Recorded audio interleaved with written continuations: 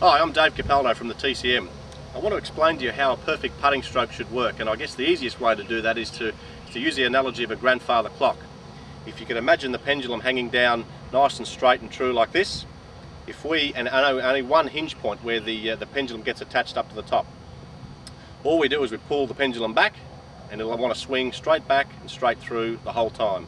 With, of course, if we attach a putter face to that, the putter face is going to stay perfectly square to that path the whole time.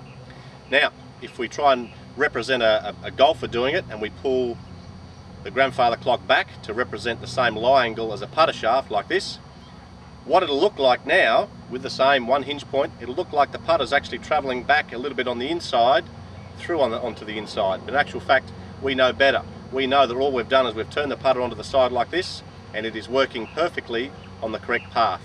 So, how does this apply to you in your putting? If you can imagine, the hinge point for a human being is right through your chest, right through the middle of your shoulders. So when you put your arms together like this and you move from that hinge point, you'll see the action of my shoulders. Okay?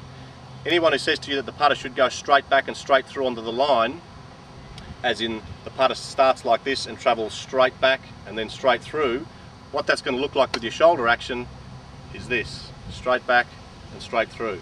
So I'm pretty sure you can see which one is the more simpler one to do and which one's going to be more consistent for you. Another way to look at it is if I use that same hinge point, I put my arms directly out in front of me like this and I move my arms backwards, you can see it wants to swing to the inside. The more I come over it, the less it wants to swing to the inside. In actual fact, if I get this hinge point to be 90 degrees to the ground like this, it's actually feasible to get my arms to go straight back and straight through.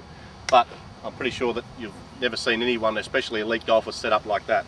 So, when you're taking advice from someone about how to putt, or you're in the market for a training aid, what the TCM wants to do is it wants to keep that putter face perfectly square to your putter path. Okay? Doesn't use any rods, any rails, any strings, doesn't need to be set up anywhere, and to putt into that same putt you can use it anywhere around the putting green.